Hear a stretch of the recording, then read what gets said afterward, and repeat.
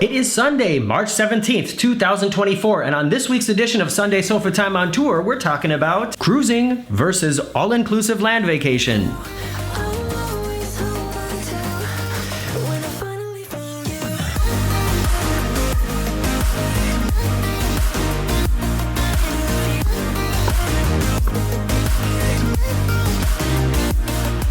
It has been a whirlwind week here at the Fuerteventura I can't even talk anymore. Princess Resort here on this Spanish island off the coast of Africa. We had a freak rainstorm on the first day, which is weird because this island is basically a desert. It very, very rarely rains here, but we were here. Did 2 big hiking excursions, climbing up a mountain and then starting down at the bottom of another mountain, climbing down further, going back up. I remember again why people have glutes and hamstrings. Spent some time at the beach, spent some time at the pool, and played, most importantly, a lot of tennis. And as promised you, as somebody who has been on very many cruises, I wanted to sit down or stand up, you know what I mean, and go through now my list of things that are comparable and things that are different between spending your money on an all-inclusive land vacation or on a cruise. I'm Morgan from the Very Unofficial Travel Guides. I've been making travel videos for over 15 years of popular and not so popular tourist destinations to give you a very honest, unofficial look at what it's like to be there. I'm also the author of the book, Getting Stitches on a Cruise Ship. It's available on Amazon now, and picking up a copy is a great way to support what I do here on YouTube. All right, let's go through this list, and I'm gonna start with the things that I think are a positive change or a positive similarity to cruising. And in the end, I'm gonna get to the things that are maybe a little bit more negative or things that I like less, I guess. And there's one that I had forgotten about that I totally wasn't expecting, but now that I'm here doing this again, I realize, oh yeah, that is so much better on a cruise ship. But of course I'm gonna save that to the end, so keep on watching. All right, one thing I like more about this land-based vacation, and I'm focusing mostly on this past week here at the Fuerteventura Princess Resort, is it's awesome to have the beach here all the time. The reason we chose to come to this resort was not only for the tennis situation that they offer here, but also because it's right on the beach and we knew it was going to be warm and sunny. And of course, if you do a Caribbean cruise, if you do a Mexican cruise, any cruise, you know, going someplace where it's warm and sunny, you will inevitably be stopping at destinations that have beaches, but your time at the beach is going to be limited. The only destination I can think of where cruise ships often do an overnight stay is Bermuda, where then you could go to the beach in the early afternoon and literally stay there until sundown if you want to.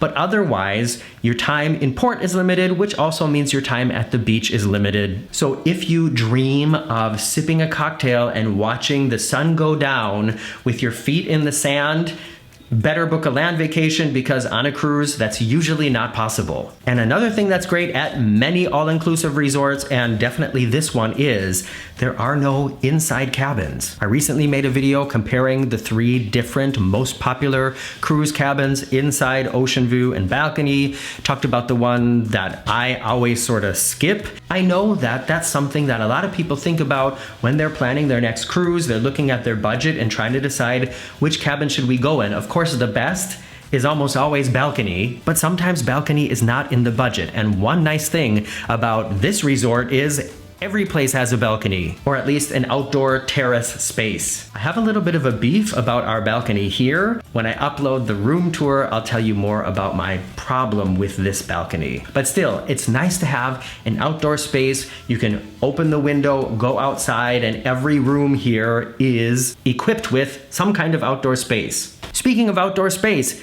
if you want to here, it's no problem to leave the door open to the balcony all night long. And on a ship, you're technically not supposed to do that. And a lot of times it's so windy outside anyways that you wouldn't want to do it. And one nice thing about here is when I open the balcony door, you can literally hear the waves all night long. Speaking of sun, speaking of swimming, the pool situation on cruise ships is often also limited to the amount of space on the top deck. And then some cruise lines like AIDA or NCL, even though they have more space, they just build really small pools. Our recent cruise on the Independence of the Seas, which I also have videos online about, that ship does have a lot of pool space, but it's nowhere near as much pool space as here at the resort. So if you plan on hanging out at the pool, if you like having a lounger to yourself and being able to go for a dip all afternoon long, I think an all-inclusive resort is going to offer you way more possibilities for that. I feel like it's been kind of crowded here,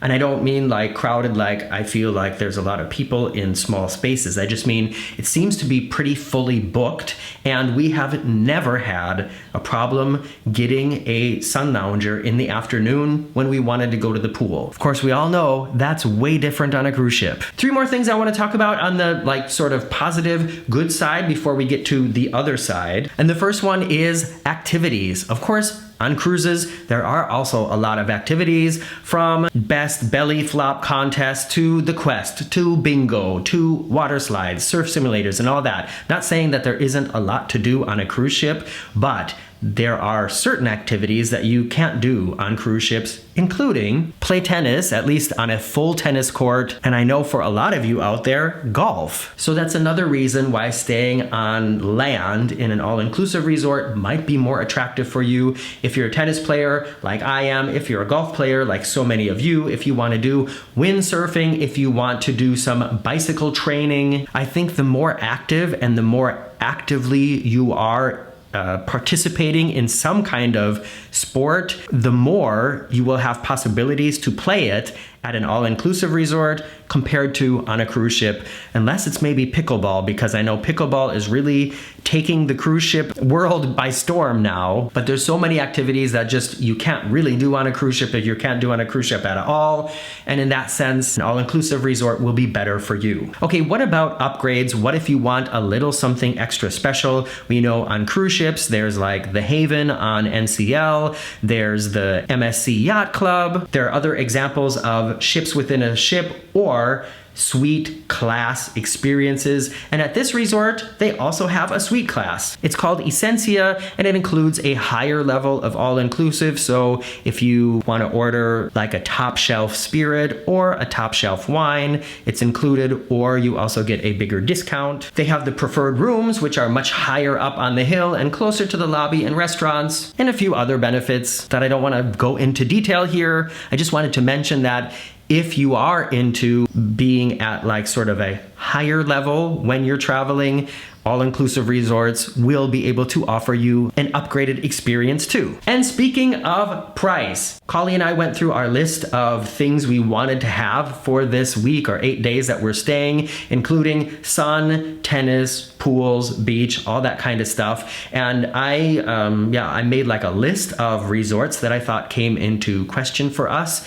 with some that cost a little bit more, some that cost a little bit less. And actually, we really got a lot out of this experience the last week, and it cost about as much as cruising for a week on one of the bigger Royal Caribbean ships in an inside cabin. So just the resort stay with the all-inclusive part added to it, we're only paying around $750 US per person. So I think, you know, if you were kind of frugal and if you had a lot of flexibility, you might be able to get on a ship for a week with the drink package. What do you think? Does that sound realistic? $750 inside cabin, like $750 per person for an inside cabin with the drink package? Maybe on Carnival or MSC. Definitely not on the Icon of the Seas. But I think for the price, and if you have some flexibility, you can probably get a lot more offered in an all-inclusive resort than you could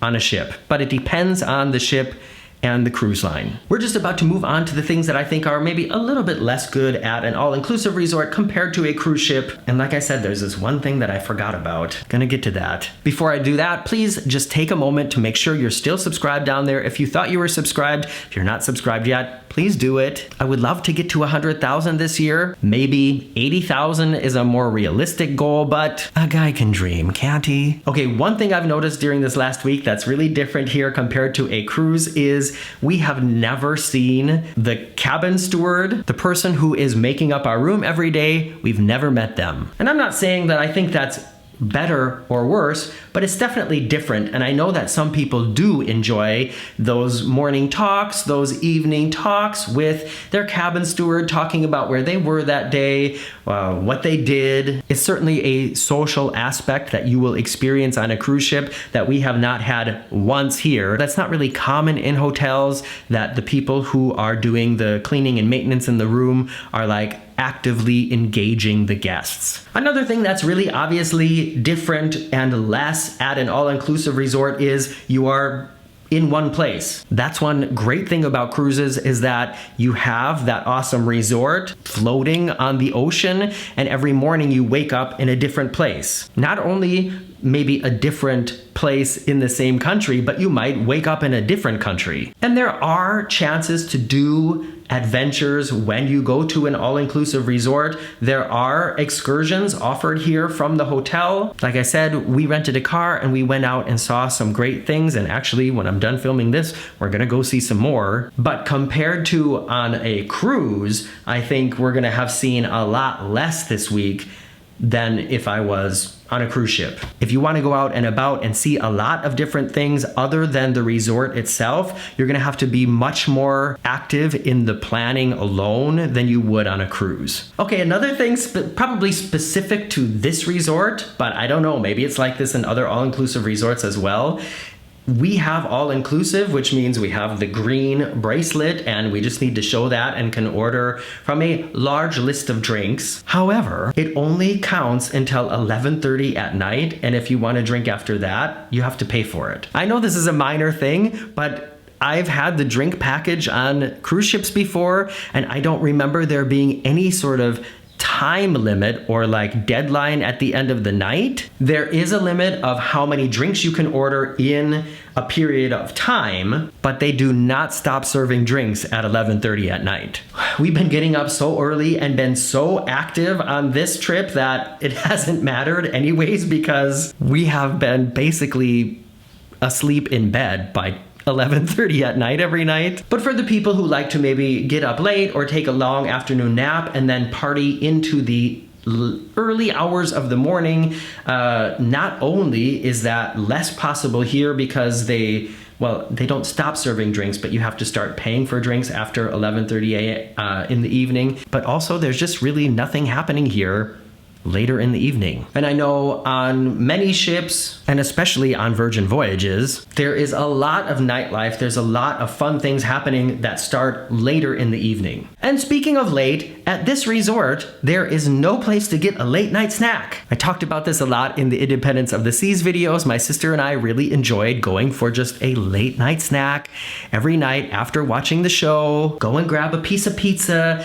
go and grab a cookie, just one more little nummy-num before going to bed. And here at the resort, dinner goes until I think 9:30 in the evening, and after that, there's literally no place to get food. And I'd like to know, if you have a favorite all-inclusive resort that you go to, please let me know in the comments. Is that similar, or do they also have like some kind of late night snack bar that goes until midnight, 1 in the morning? Of course, it's much better for my stomach that they don't, but I still wish they did. Another thing that's a similar topic to late night activities are the shows. This is something that varies a lot in each different resort or resort chain, but I'm just gonna say it. From my experience, the cruise ship shows are always better. And what I mean by better is just a higher level. If you cruise with NCL, if you cruise with Royal Caribbean, you can also see like name brand Broadway shows, Grease, Mamma Mia, Cats, with professional actors who are trained in their field, who maybe have played on Broadway, who maybe have been in West End musicals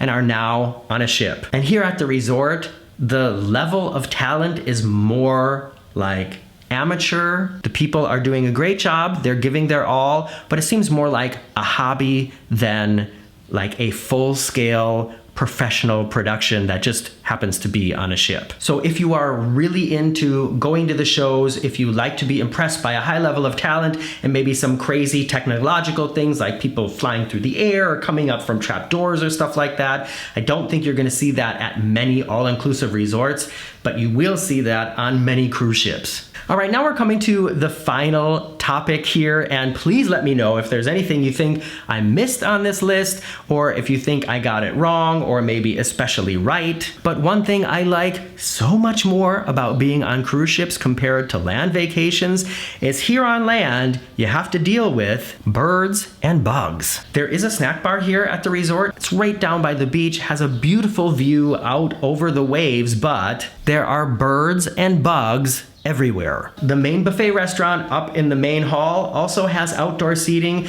but if you go out there, you're basically getting stalked by birds the entire time, and there's bird poop on everything. And this is one amazing thing about eating outdoors on cruise ships, is as soon as the ship gets a certain amount away from land, there are no birds and no bugs. And for people who've never been on a ship, they might not know that, but yeah, no bugs on a cruise ship, and I really enjoy that. I like to sit outside in the fresh air and have lunch under the sun, but if there's flies buzzing around or birds, then I'm literally eating like this. I can't relax. I'm not one of those people who, if a fly lands in my pasta salad, I can just continue eating or take out the piece of pasta that the fly landed on. If a fly lands in the salad, not eating the salad. I know that's picky, and you would think for somebody who grew up in Minnesota, I would be used to it by now. Nope. Like I said, let me know what you think about this list. Let me know if this maybe helped you, made you think about something new. There will be more videos coming from this stay at the Fuerteventura Princess, including sort of a day by day of all the activities that we did, dedicated videos about the hikes, and we saw some really cool things on these hikes, as well as a room tour. So make sure you check back soon. And thanks again for watching this, especially if you're one of the viewers here who is really into cruising. I appreciate your support on this video too. See you soon.